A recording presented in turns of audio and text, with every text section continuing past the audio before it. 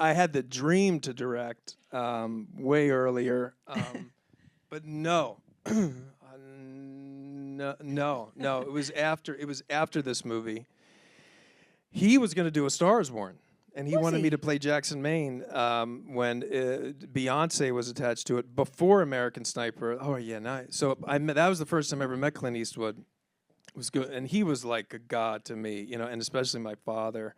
Like the fact that my dad never met him, and I thought about that a lot. And he reminds me of my dad a lot, the way he walks and stuff. Yeah, fuck. It's having those people that help you, that are there to support you as well, in a way. Don't be silly. Yeah. And so, where was I? You were saying about he was going to direct it before. Yeah, so I was in his office, and he asked me to play this character who was a drunk, and you know, and then my father was also, he was an alcoholic. So it was that character. I always knew there was something I was scared of, and I just knew I wasn't ready to play that character, and I was terrified that I knew I wasn't ready and to do something with Clint Eastwood. So I said, I don't think I can do this movie. And I still remember I'm in his office, and he had his like Asics running shoes on, and he's like that.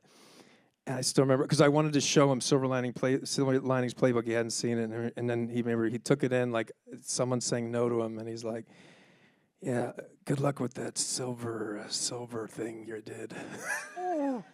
He was like, silver thread.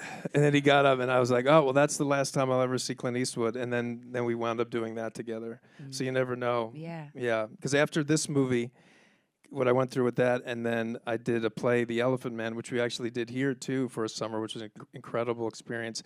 After those two projects, I felt ready to do it. So I went back to Clint and said, why don't we do the movie? I think I could do it. And he was like, no, it sort of passed him by. He doesn't have the juice for it. And I couldn't stop thinking about it. And I went to Warner Brothers, and I had pitched them the first 10 minutes of the film, and they were like, okay, we'll give you a shot to write it and to do it for a low budget. And that's how that started. Just a little film where you've got, you know. But it was a $38 million budget, which is not little, but it's little for that movie. And Beyonce was doing it at the time, and I wrote it for her, and we went down the road, and then that didn't work out. And then I thought, then I went to Adele, and I thought it was like fish out of water, and it takes place in England, and his career's on the fritz, and then that didn't work out, and then I kind of put it to bed, and then I was just happened to be at this cancer benefit, and Lady Gaga was singing La Vie en Rose, and I could not, and I called her agent the next day and said, can I just go to her house and meet with her? And then that's how that whole thing started. And how was it in terms of, you know, that idea of you've got the green light, you've had the thumbs up from someone, you're going to write it, you're going to direct it, you're going to be in it. You said earlier about the first day of starting a project is you get nervous, or it's you know, it's scary, but scary's good. Terrifying. Yeah. Yeah. What was it? Finding your crew, finding your team that you needed along with you for that to kind of help you. How did you kind of propel yourself from that point onwards to get it all together, to do all the prep, to get ready to start shooting? I love the process. I mean, that's you know, and that's sort of why part of the movie that we made together was just focusing on the process of stand up. You know, like just for none of the result, just the actual process. I love.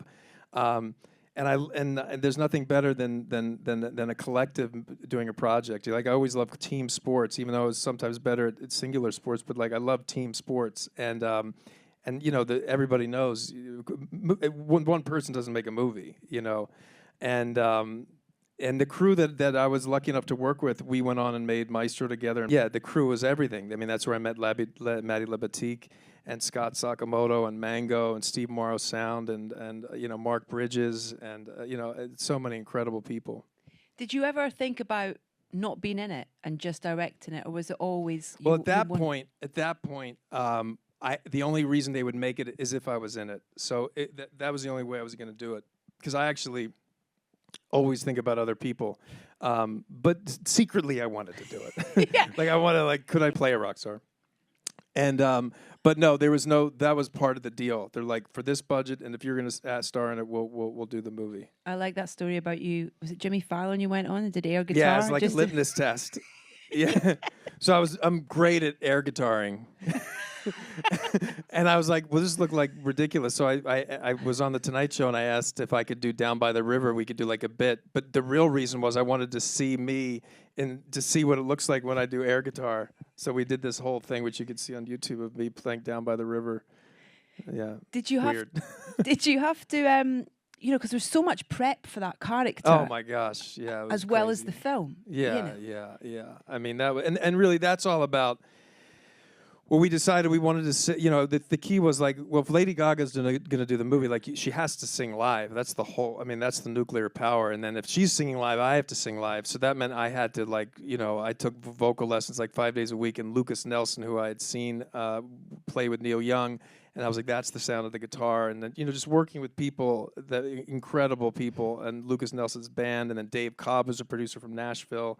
And just all these incredible people. And Eddie Vedder was a huge influence. He came and gave me so many tips. And so there was really, I felt like, I just reached out. I was smart to reach. I knew the people that I could learn from, That was one thing that I did right. Yeah. Willie Nelson gave us 8 minutes of his set on Stagecoach. That was the first thing we ever shot, and we just had 8 minutes. And we really played it. We played it twice. Went to Glastonbury. Chris Christopherson gave us 4 minutes of a set at Glastonbury. Otherwise, we never could have afforded that production value. What pops in your head when you think about A Star Is Born? Oh man, just that was. I mean, it's like a dream when you're a kid, right? I mean, and then but that was the first thing we shot, and I remember relief. We all looked at each other after, because you never really know, and that's the first scene in the movie, and that's the first thing we shot, and the whole key was like, can you as the audience sit down and watch this movie from the guy from The Hangover making a 4th remake of A Star Is Born? Can we break all that and have you just go right into it, believing he's this guy in the first 30 seconds? Like that, I knew that that had to happen to set the stage for then Stephanie, Lady Gaga, to come in and then be able to watch her do what she does.